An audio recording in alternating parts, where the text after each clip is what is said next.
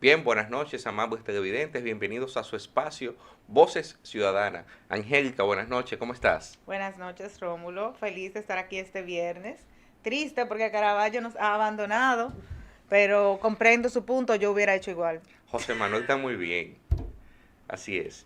Bien, Angélica y amables televidentes, y la noche de este viernes hay temas importantes, más allá del clásico de béisbol que se está jugando y que, por supuesto, nuestro país hoy, ¿verdad?, debuta con amplias expectativas de nuestra participación.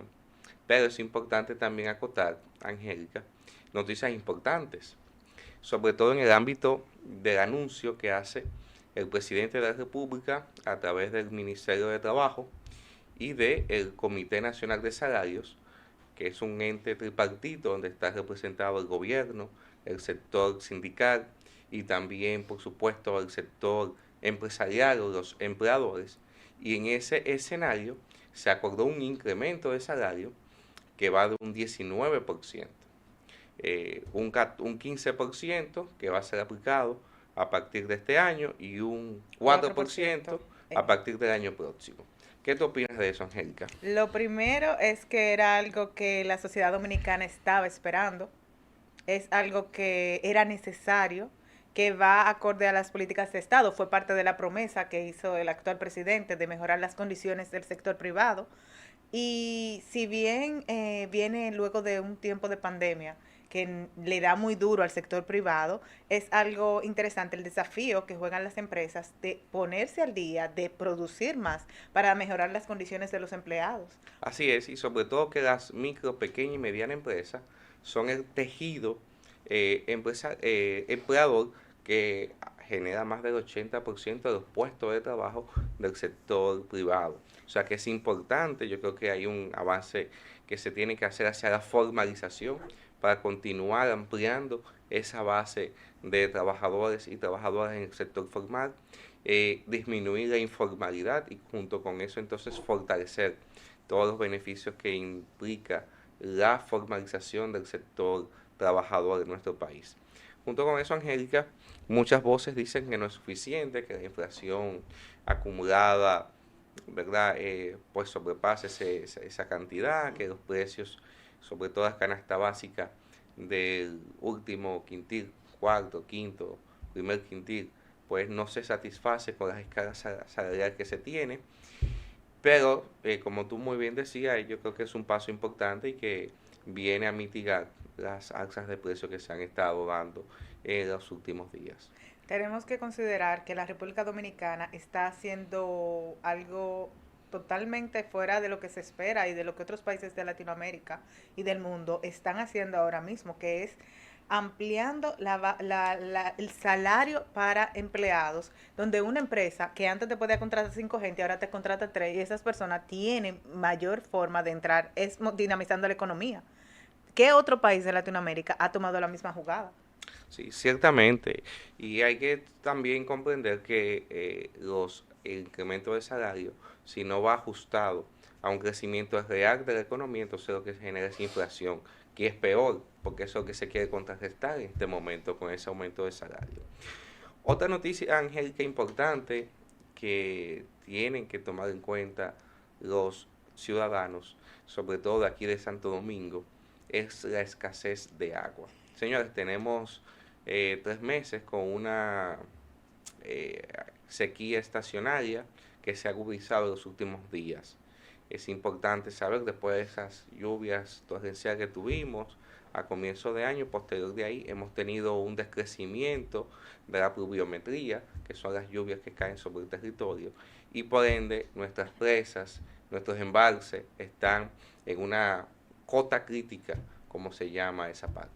Hay varias políticas medioambientales que debemos de recomendar, como es, muchas personas dirán que quizá está un poco desactualizada, pero los tanques azules, colocarlo para tomar agua de lluvia y que esa agua sirva para bajar baño, para limpiar, Eso hay que tenerlo en cuenta, porque no todo el mundo tiene la facilidad de pedir un camión de agua en un condominio o de resolver porque la sequía es generalizada. Otra de las medidas es no dejar la ducha, o sea, si se va a bañar, no dejar la ducha abierta, sino abrirla, tomar un poco de agua. Es importante que todos tomemos conciencia de que el medio ambiente está siendo afectado y que empieza por uno la acción a tomar para que el problema sea menor. Angélica, lo que me llama preocupación es, en primera instancia, que las autoridades que tienen que ver con el tema hídrico en el país, INDRI, INAPA, CAS, hasta el momento no hayan empezado a tomar medidas hacia la reducción del desperdicio de agua por parte de la población, racionalización del uso de agua. También informar a la población abiertamente con una campaña qué tan crítica es la escasez de agua, cómo están las presas, cómo están los ríos, cómo están los embalses, cómo está la casa. Decía que tenía un déficit de casi 75.000 metros cúbicos de agua. En ese sentido, yo entiendo que tiene que ser un poco más enérgico. Agresiva. Ya deben de empezar a cerrarse los lavaderos de vehículos, sobre todo que son improvisados, que están en las calles, que tú ves que pasan el día entero botando agua. Ya deben de prohibirse eso. El agua de jardinería, una serie de uso no racional del agua que nosotros vemos a diario que se da en la ciudad de Santo Domingo y que hasta el momento no se han tomado medidas en esa dirección. Por eso te digo que el cambio empieza a partir de cada uno de nosotros. Pedirle a las autoridades que ahora mismo, con todos los temas que tenemos, las campañas, está en el periódico. No, la mayor realidad que tenemos es que nos hace falta el agua. Hay 2 o 3 días de la semana que no hay agua. Eso es algo de dominio común. Todo el mundo está siendo afectado por eso. No importa dónde tú vivas, en el Gran Santo Domingo se ha sentido. Si no lo has sentido en tu casa, lo has sentido en el trabajo. Porque los baños sin agua varios días por esta condición es algo que nos toca a todos. Entonces, más que pedirle a las autoridades que ciertamente tienen que poner una posición política sobre eso, es tomar cada uno el tiempo, tómate 20 minutos, busca en internet, pregunta, investiga, implementa en tu equipo de trabajo, en tu hogar, en tu condominio, si tú eres administrador, busca la forma de ser parte de la solución, ser proactivo. Bueno, yo entiendo que sí, que en esa parte tenemos que también los ciudadanos poner un poco de nuestra parte, pero en una sociedad que está pendiente a Toquicha, Yailin, la materialista, la Mami Jordan, no sé, otra más que hubo una entrevista ahí reciente que dijo que tenía video de no sé cuánta gente durmiéndose. Yo entiendo que es importante que no le dejemos todo a esa sociedad que también está distraída en ese mundo de bulla y que las autoridades entonces pongan mano dura. Rómulo, tú te has preguntado, y disculpa que te cambie un poco el tema, pero me parece muy interesante, que luego de la pandemia todo el mundo trabaja bienes raíces. Sí. Óyeme, ese es algo como...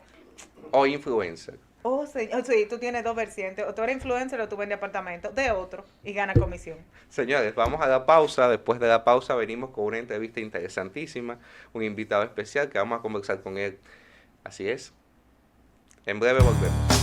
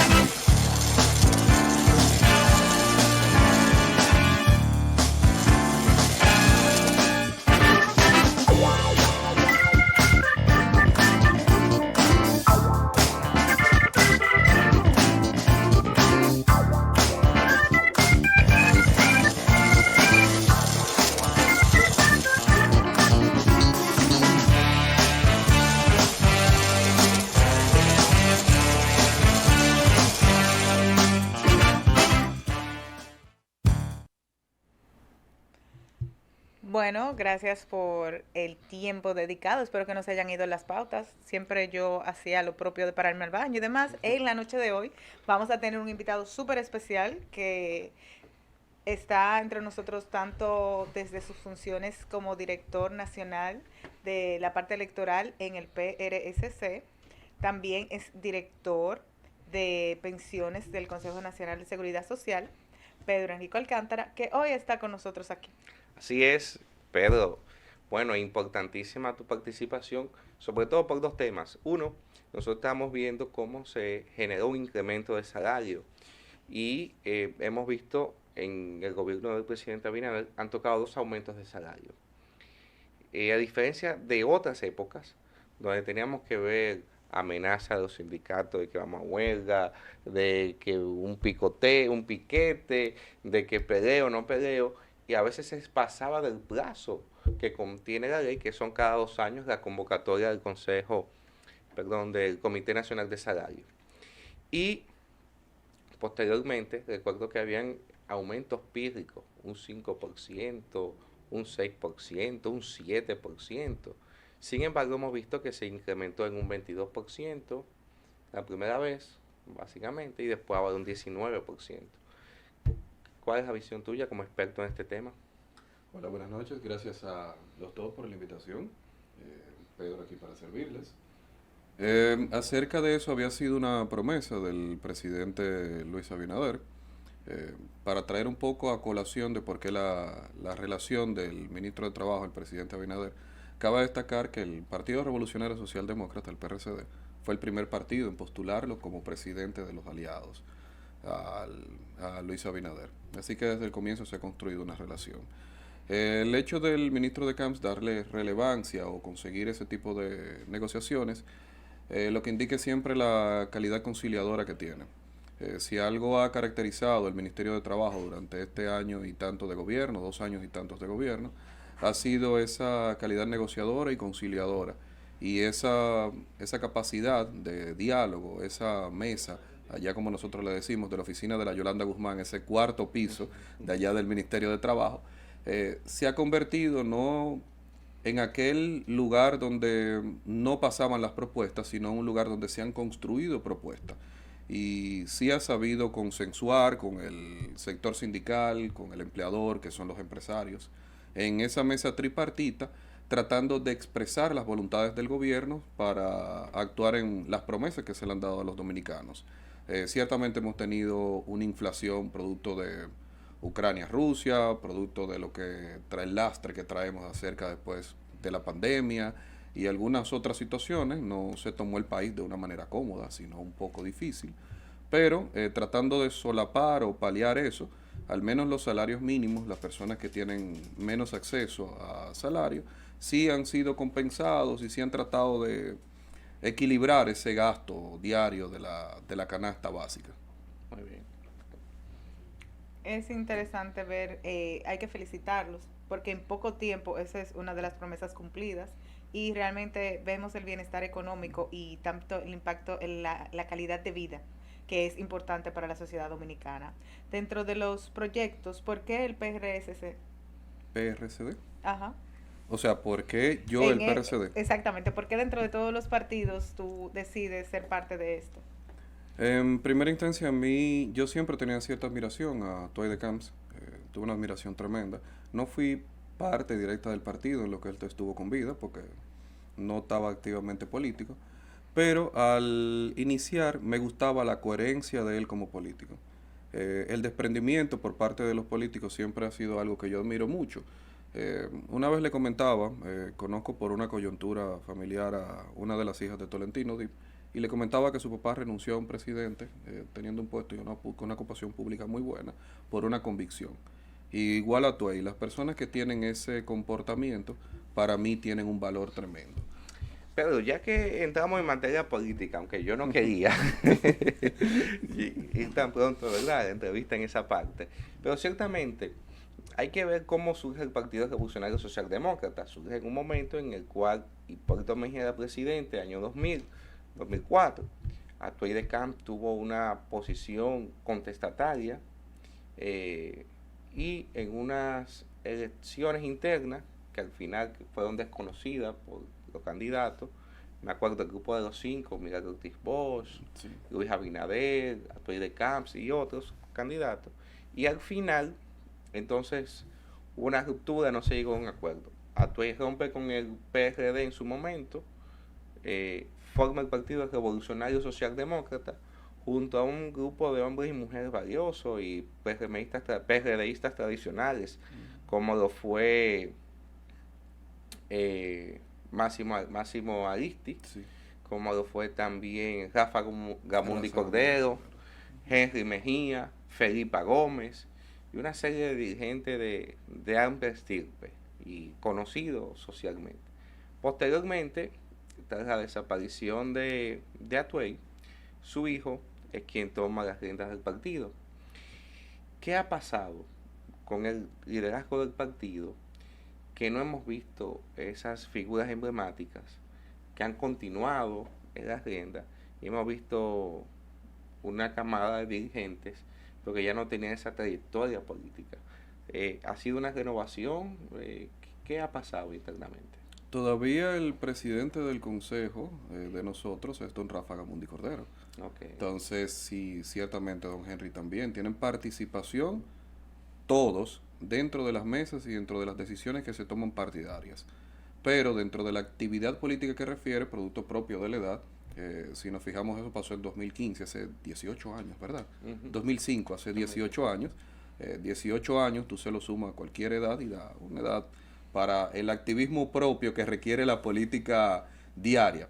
Pero no menos cierto es que contamos con su decisión, cuentan con puestos, con posiciones en el partido, cuentan con el respeto de esas decisiones, pero ya la actividad política producto de esa misma negociación, además Luis Miguel es un muchacho joven, una persona joven, me vale el programa ahora para decirle muchacho, porque al jefe vale de otra forma, pero, y el presidente de mi partido, pero al decirlo es una persona joven, así que como tal, sí van transmitiendo esas nuevas ideas sobre los jóvenes y por eso entran personas como yo y otro grupo de personas valiosísimas que me acompañan. El PRCD, ¿qué va a hacer con este proceso electoral? Ya tú nos habías adelantado que fue el primer partido que proclamó al presidente Luis Abinader en este proceso electoral de 2020. Hemos visto que ha tenido una función predominante como ministro de Trabajo, pero más allá de eso, para el escenario del 2024, ¿qué está preparando el partido? En caso de que el presidente actual, Luis Abinader Corona, como la Constitución le permite una repostulación, no tendría dudas de que le daríamos el mismo apoyo que le dimos en principio. Eso basado en que si bajo las situaciones que se tomó el país, como lo mencionábamos antes, desinflación, pandemia, esta misma guerra, las alzas de precios, ese tipo de cosas, si a pesar de eso todavía ha podido mantener esa estabilidad, ha tratado de conducir el país en tonos distintos a lo que se había conducido históricamente, entonces nosotros como partido, ahí hablo como todos, no tendríamos una razón para no apoyar y postular esa candidatura. De hecho, seríamos también, nuestro candidato también sería de primero, igual que lo hicimos en el 2020, el mismo presidente, el presidente actual. ¿Y están trabajando candidaturas propias del partido para posiciones congresionales, municipales, o no van a llevar candidatos propios, sino que van a ir todos o no están, ¿cómo va este activismo? Sí, el partido, de hecho, el domingo pasado tuvimos una reunión para eso mismo, para trabajar. Tuvimos 14 dirigentes, entre los que tuve yo incluido, rearmando y reagrupando. A mí me tocó la coordinación de la provincia de Monteplata, porque de ayer a mi familia, a mis padres, aunque trabajo en el distrito, a cada uno le asignaron una provincia diferente por cualquier tipo de afinidad.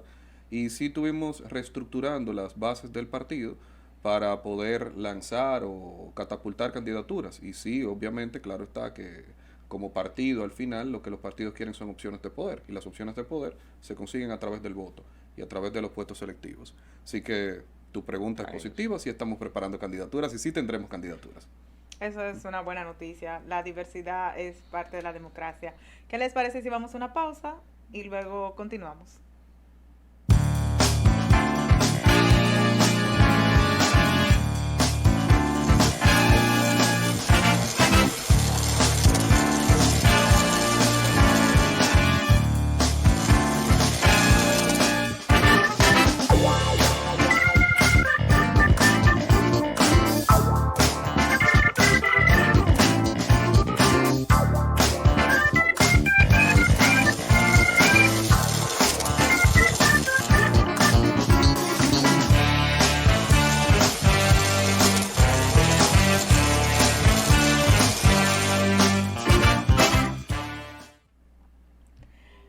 gobierno, colaboradores. Es muy interesante la parte de la parte política, sin embargo, creo que debemos de abordar otras facetas de tu crecimiento profesional. ¿Pudieras contarnos sobre qué haces en el día a día, cuáles son tus funciones ahora mismo en el gabinete público? Actualmente ocupo la dirección de políticas del Seguro de Vejez, Discapacidad y Sobrevivencia del Consejo Nacional de Seguridad Social. Exacto. ¡Qué Yo sí- título, señores! Yo siempre bromeo que si esa función pública tuviera una placa algún día, habría que buscar una cartulina para poder ponerla. En síntesis, la dirección del Seguro de Vejez, Discapacidad y Sobrevivencia es la dirección de pensiones del Consejo Nacional de Seguridad Social. El Consejo Nacional de Seguridad Social es el organismo rector del Sistema Dominicano de Seguridad Social. Allí funciona la Comisión Permanente de Pensiones, es un órgano, un brazo del Consejo de Seguridad Social, que es un órgano tripartito, como que se hablaba acerca de la mesa de salarios, como el Comité de Salarios, del sector empleador, el sector laboral y el sector gobierno, donde se toman las decisiones acerca del Sistema Dominicano de Seguridad Social. Por tanto, la Dirección de Políticas estudia las propuestas que lleguen acerca de cualquier política, sea de pensiones en mi caso, hay una política de riesgos laborales y de salud, pero de lo que refiere en mi caso, para planteárselas al Consejo, servirles de soporte técnico en las mesas de discusiones y tratar de llegar a tomar una decisión o aceptar o no una propuesta que llegue allá a ese edificio de la Tiradentes. Bueno, tú tienes un compromiso importante y sobre todo porque tú tienes ahí que darle respuesta a Pedro Botello y a todo ese sinnúmero de ciudadanos, en los cuales yo también me sumo, que entiendo que el sistema de pensiones en nuestro país es injusto, discriminatorio y que debería de ser reformado de la A a la Z. Para privilegiados. Así es. Yo Entonces, prefiero. vamos a entrar en pensiones. Tú me excusas, yo no No, quería no, tocar este pero- tema, fue Angélica, porque tú sabes que yo tengo una situación y yo sé que mucha gente también, que considera, mira, si nosotros hacemos una media y evaluamos, al final las ARS ganan más que el pensionado. Y sobre todo con todas las trabas que te ponen al momento de recibir tu pensión. El promedio de la pensión, cuando tú te llegues a pensionar, en mi caso, calculando la proyección que se hace, yo recibiría en aquel momento que me toque pensionarme una pensión equivalente a 9,000 o 10,000 pesos al día de hoy, haciendo la proyección de futuro del dinero. ¿Vale la pena el sistema de pensiones que tenemos? De que vale la pena, vale la pena. Explico. Los de las tasas de reemplazo, que es como se llama lo que se va a recibir de pensión, conforme a los acuerdos de la OIT, uno de los tantos artículos que tiene ese acuerdo, es que dice que esa tasa de reemplazo debe ser un 40% del promedio de los últimos salarios recibidos. Es decir, si tú recibes 10 pesos, debe ser 4 pesos tu pensión. Esa es la forma estructural amplia de decirlo. Si ciertamente hay condiciones que no han permitido que todavía esa proyección tenga ese 40%, no menos cierto es que nosotros como Consejo, y en eso sí el ministro de Trabajo también, como presidente del Consejo de Seguridad Social, sí he estado trabajando en propuestas nuevas que posiblemente veremos para tratar de mejorar o enmendar ese cálculo de la tasa de reemplazo. Respecto a las ganancias de las administradoras de fondos de pensiones, que también nos referimos a eso, las ganancias de la AFP, yo lo veo de la siguiente forma. Las administradoras de fondos de pensiones serían como un banco que ofrece una garantía sobre un título valor, sobre el dinero que tú le pones, y el dinero que tú le pones ellos tienen una rentabilidad. La rentabilidad que dan no es mala. O sea, en comparación a un certificado, si aquí algunos de ustedes me dicen cuál certificado le otorga más que los certificados que tenemos nosotros como administradores de fondos de pensiones, entonces perfectamente les doy la razón. Pero en el sistema bancario no hay un certificado en este momento a título personal que pague como interés más que lo que tienen las cuentas de capitalización individual, que es como se llaman las cuentas de las administradoras de fondos de pensión. Ahora bien, que ese dinero que te dan no cumpla ese 40% de la tasa de reemplazo es otro problema distinto, que no va atado a las administradoras de fondos de pensión porque los negocios que se le permiten hacer no pueden rentar más de lo que le están dando, Pedro, que es lo que el mercado permite. Tu maestría en banca está muy bien aplicada y me está sacando numeritos bancarios, ¿verdad? Ahora, vamos a discutir. Mira, el sistema de pensiones es un que nosotros hemos copiado, y el sistema de seguridad social nuestro es una copia del sistema chileno, tiene del colombiano y de otros países. Sin embargo, el sistema de pensiones de capitalización individual solamente 4 países, incluyendo nosotros, lo tiene. Y Chile, que fue el pionero de ese modelo, que todos sabemos que Chile fue un experimento neoliberal a todas luces de los Chicago Boys, y bueno, para no profundizar mucho, pero aplica este modelo. Hoy en día ya Chile no solamente fue quien mayor cantidad de reparto anticipado permitió, sino que hoy termina eliminando las AFP. Sin embargo, nosotros somos entonces, nos quedamos dentro de los 3 países que tienen un sistema de pensiones injusto. Si nosotros vemos los países donde tienen un mayor nivel de cobertura social, de equidad social, tienen un sistema de pensiones de reparto, como es el caso de Europa, donde hay una mayor equidad social, cobertura social. Entonces, estamos sosteniendo sobre nuestros hombros un sistema de pensiones injusta. Disfuncional. ¿Y qué sucede? Que a medida de que las pensiones aumentan, las AFP aumentan, lógicamente, el volumen de pensiones que van acumulando, porque cada día son más personas, más aportes o más años acumulando, su margen de beneficio se quintuplica, ya tú sabes. Sin embargo, en vez de las reformas hacer para reducir ese margen cada día más y que eso haya beneficio del propio afiliado, lo que hace es que se mantiene un margen dispar y cada día entonces el afiliado tiene menos. Y las ARS tienen más. Existe dentro del sector sindical que han puesto sobre la mesa algunas posiciones de modificación al sistema de pensiones. ¿Eso se ha estado estudiando en el Consejo o el Consejo hasta el momento no ha estudiado nada de eso? No, totalmente se han estudiado. De hecho, se han recibido, en cuantas propuestas se hayan planteado, las hemos recibido y las hemos estudiado todas. Para referirme de manera directa al sistema de capitalización individual chileno, que es el modelo como que tenemos como un macro, que fue de estos primeros países acá que lo tomaron, con bases actuariales, que cómo se llama, cómo se calcula lo que la gente va a cobrar, mexicanas y Colombia y otro tipo de cosas. En Chile realmente no se eliminó como tal las administradoras de fondos de pensión. Es un error conceptual que para vender el sistema funciona bien, pero le explico lo que pasó en Chile. En Chile hicieron algo que se llama un pilar solidario, y eso no podría ser una idea, viene de una idea de muchos analistas poder ponerlo, que significa que el gobierno, si bien es cierto, no va a ser responsable del 100% de las pensiones de las personas, sí va a compensar la falta. El que esté por debajo de ese 40%, el gobierno lo va a aportar. Sí, Chile lo hizo, eso le costó un préstamo de creo que 7.000 millones de dólares. La cantidad puede equivocarme por un poquito más, un poquito menos, pero el pilar solidario cuesta.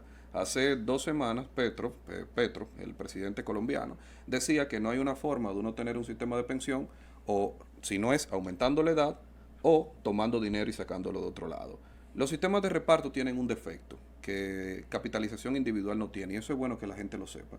Los sistemas de pensiones de reparto cuestan y el dinero sale del fisco, de los impuestos, porque el sistema de reparto funciona como una pirámide. El sistema de reparto, eso es igualito Organogol, por poner una pirámide cualquiera, o la que sale en estos días Telefree. Un esquema Ponzi. Un esquema Ponzi. Yo aporto y tú comienzas, pero cuando la pirámide varía, la pirámide laboral como tenemos se invierte, entonces comienza a cargar de otro tipo, con otra forma, comienza a cargar los impuestos y lleva una carga pesada impositiva. Así que es imposible de sostener, por sobre todo para un país que cierra deficitariamente como nosotros.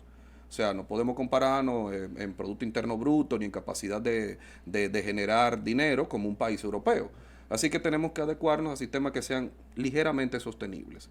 Lo del pilar solidario sería una buena idea, sería una buena solución, así como existen otras.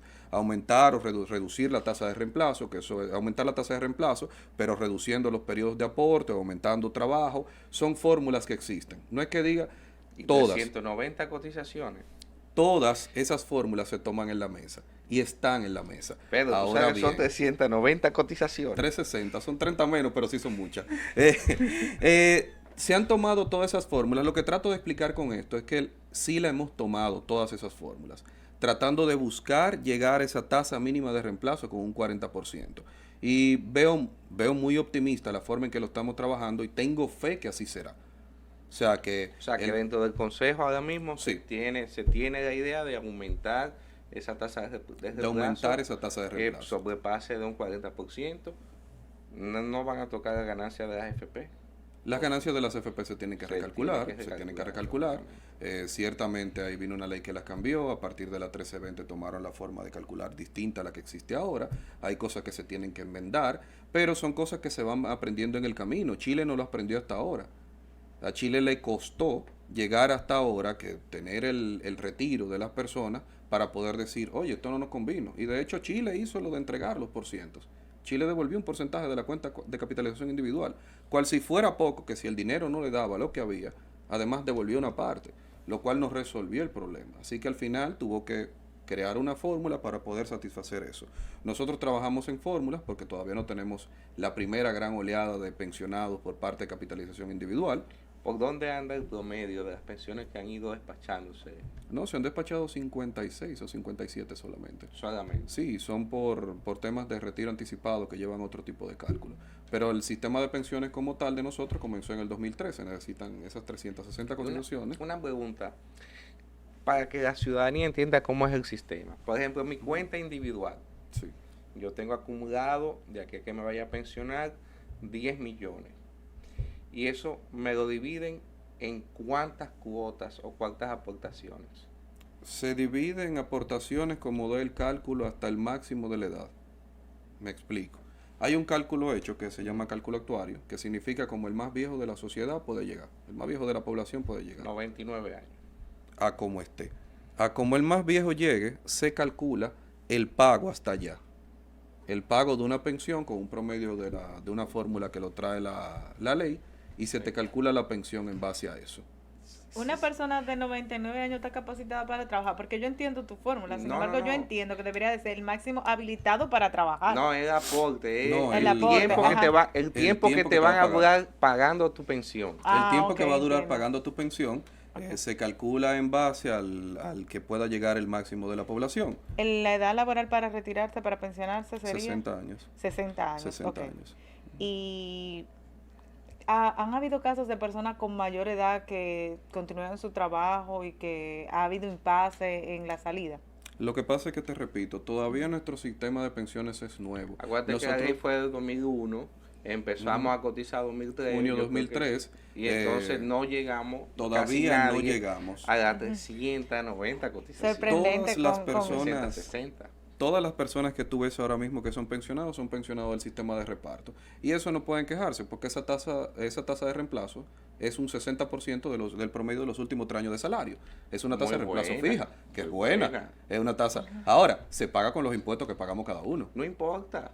Para que se lo cojan, que lo paguen de pensión. Bueno, la seguridad y la calidad de vida tiene que estar garantizada. Una de las mayores críticas de nuestro país es que el sistema de salud es deficiente y que quien se queda aquí, que no elige marcharse para ningún otro lugar, tiene que sufrir entre la pensión y la salud, que es necesario. Yo te pongo un caso. Ajá. La pensión de mi mamá, 20,000 menos impuestos. Ay. El tratamiento médico, 68,000. O sea, tú decides, o vives o falleces. Señores, vamos a la pausa. Venimos en un momentito.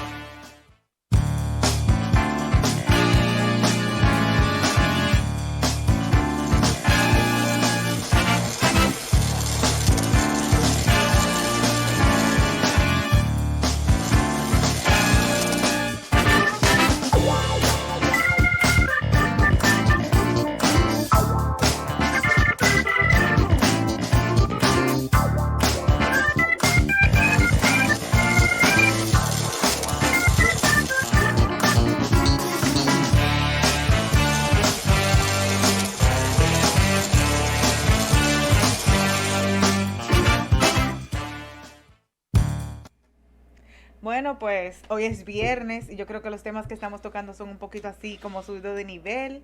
¿Qué tal si hablamos un poco más de Pedro? ¿Quién es Pedro? Pedro, tú eres abogado. Háblanos Sí. de por qué esta profesión. El derecho. Claro. Realmente me gustó la capacidad argumentativa del derecho. A mí me gustaba bastante hablar Y escribir. y escribir, ciertamente. Y esa libertad de hablar que da el derecho me gustó mucho, me encantó. Y de ahí en adelante me he enamorado mucho más de la carrera. A mí no me gustaban tanto los trajes, te confieso, ni las corbatas. He tenido que acostumbrarme a ellas. Sí. Pero fuera de ahí, lo demás que refiere el derecho, el amplio margen que te da de comportamiento, a mí me encanta. Yo no me imagino como otra cosa. ¿Y qué rama del derecho tomaste? Financiero, Financiera. sí, banca y finanzas. Yo soy un economista frustrado, No. pero en mi caso yo era el más malo en las matemáticas. Mi papá fue físico matemático, mi hermana es ingeniera, Ok. pero yo era el peorcito en matemáticas, así que no podía caerle atrás a los cálculos de ellos.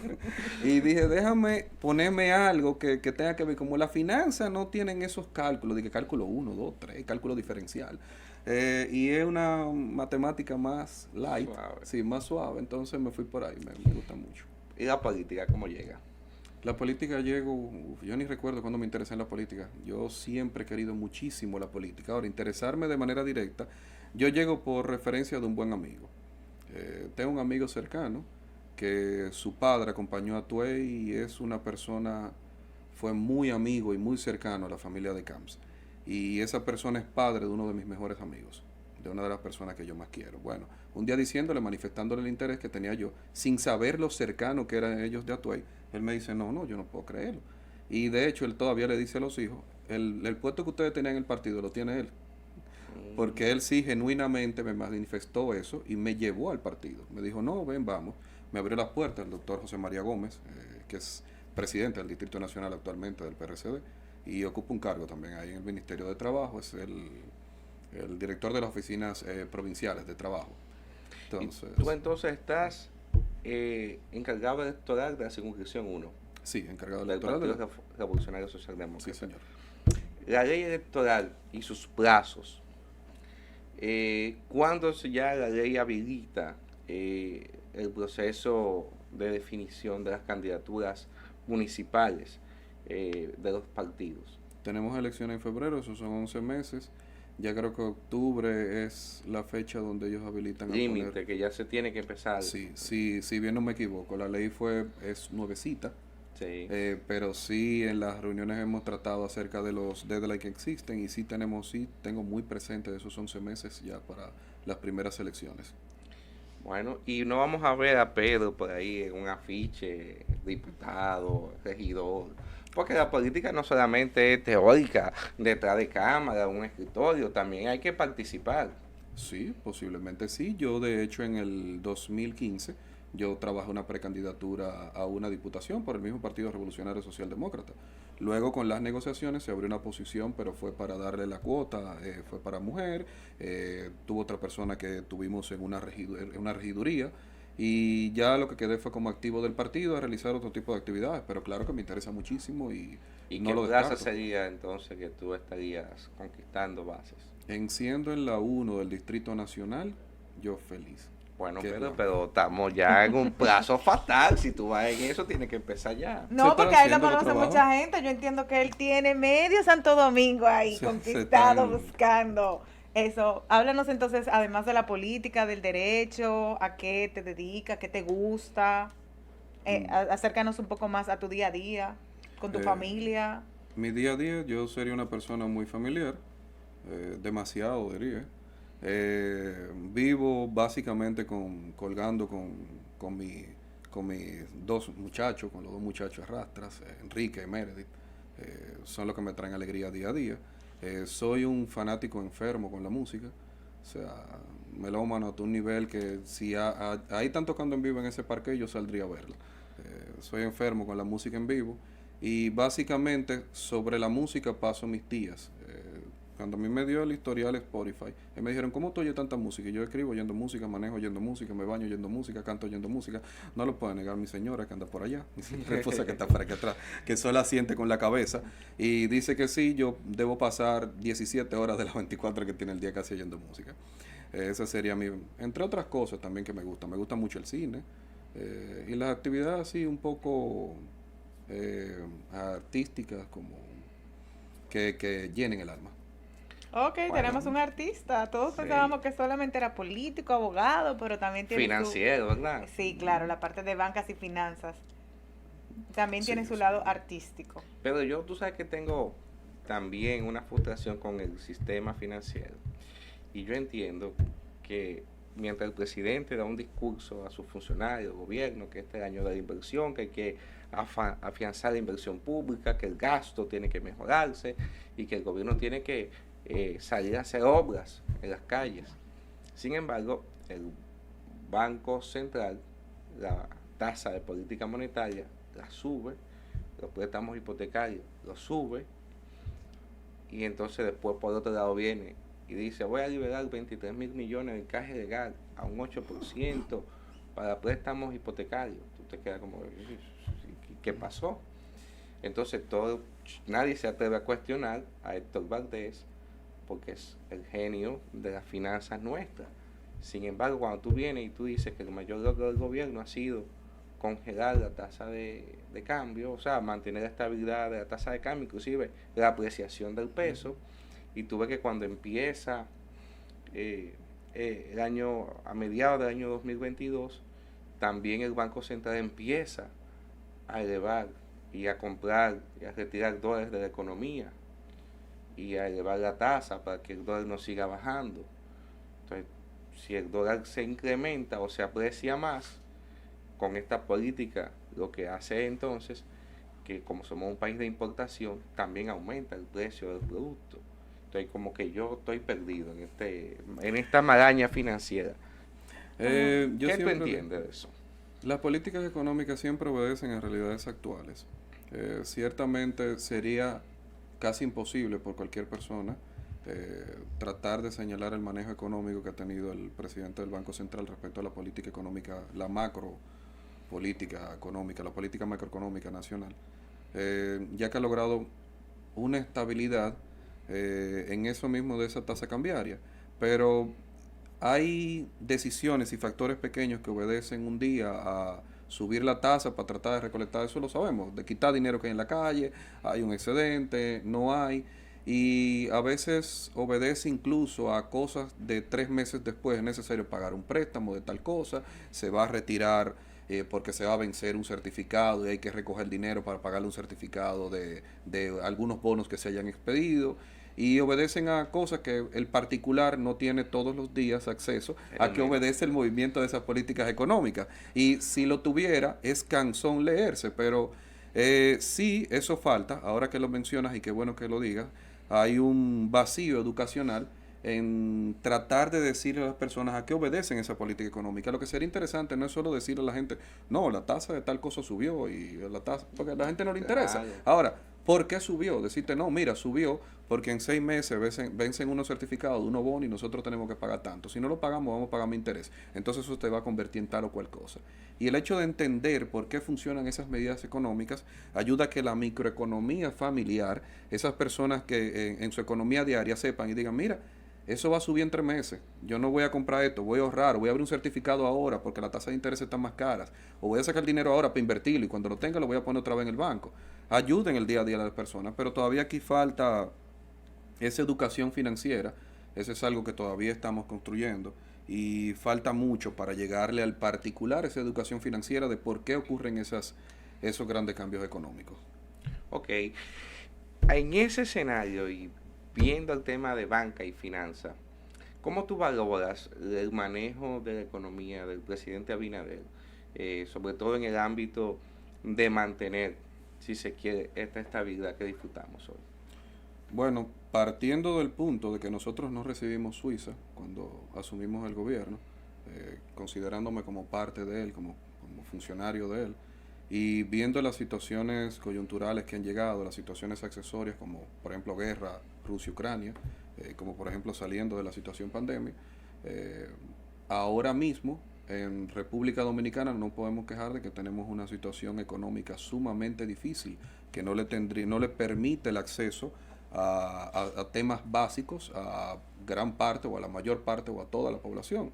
Así que el manejo ha sido excelente. De ahí yo apoyar la decisión de mi partido de decir, si hay que asumir nueva vez una candidatura, se le debería dar otra oportunidad con un escenario quizás un poco más cómodo y ya más construido. O sea, tú estás diciendo aquí que tú eres partidario de una postulación del presidente Abinader. Sí, la apoyaría. ¿Y el partido tuyo también? Asumo que también.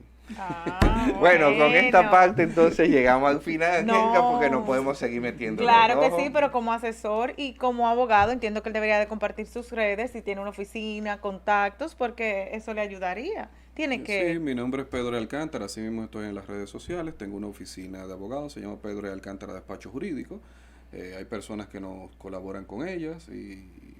Correo, teléfono. Cuando usted quiera demandar una FP, mire, ese No, sabe. hasta ahí no vamos a llegar. Hasta ahí no vamos a llegar todavía.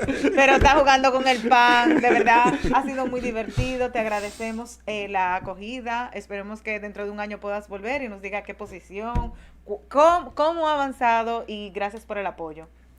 Botello, si necesita un asesor, aquí tiene uno. Nos vemos.